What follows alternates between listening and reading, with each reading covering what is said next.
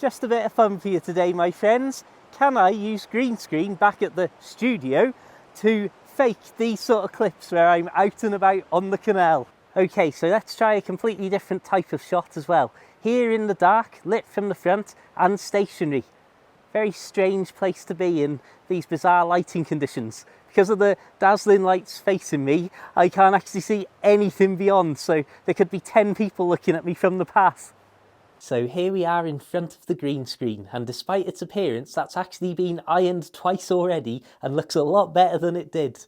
So as you saw there, I recorded 2 simple clips to camera. What you haven't seen is that after recording those, I then went to the other side of the camera, which in this case is just a simple iPhone 14, I think. It's not even a pro version of a phone, whatever that means. So I recorded my bit to camera, then I went to the other side and just recorded a plain clip of the background to try and obviously create this fake version of myself to superimpose onto. So let's have a super quick look at the process. This was the original clip I shot when I was actually in the woods. This was the original background shot I took to superimpose myself over.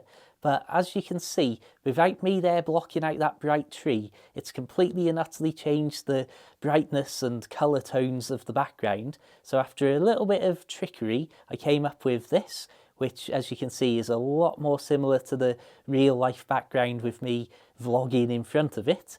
So I then fiddled around with a lot of lighting setups in front of the green screen until I got something that looked like I might be in the woods, used a simple drag and drop tool to remove that background, and then superimposed myself. So let's see what we think about this clip. Okay, my friends, I'm out here in the pretty terrifyingly dark woods. It's midnight, and I can't see anything beyond these dazzling lights. Because of the dazzling lights facing me, I can't actually see anything beyond, so there could be 10 people looking at me from the path.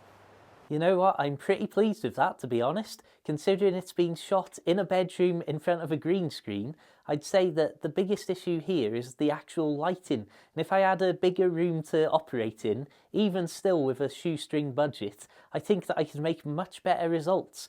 Now, what I'm going to say here is, because I was so well lit in the actual real clip, because I had that space to put my lights in a correct setup, I actually think if you played those and said one of them's fake, there's a good chance a lot of people would think the real clip is fake because I'm too well lit to be in the woods. So just watch them again for a couple of seconds each and see what you think. Terrifyingly dark woods. It's midnight and I can't see anything beyond these dazzling lights. Because of the dazzling lights facing me, I can't actually see anything beyond, so there could be 10 people. Perhaps that's just me trying to convince myself that my fake version is better than it is. But you see what I mean? It's so well lit that maybe it looks less real than the fake version, where I was deliberately trying to not be well lit.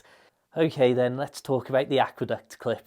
That didn't go so well. I realised instantly when I looked at the original footage that it's so clearly lit by the sun rising on one side, that 3D light effect I was never ever going to be able to create myself. I A, lack the space and the equipment, and B, more importantly, lack the skill to do so. So we'll just look at it in a second and then forget about it. There's a couple of other things that I definitely made a mistake. I think if I'd have stood still and done that bit to camera, I would have had a fighting chance of getting a half decent effect rather than trying to pretend I'm walking and have like a 1960s almost a comedy effect to things. And also the fact that the railings on the aqueduct are so high, they come up to about here, whereas obviously most railings you come across in life are at waist height. So that also makes it just naturally look like it's not quite proportioned correctly. Anyway, let's look at it and then move swiftly on.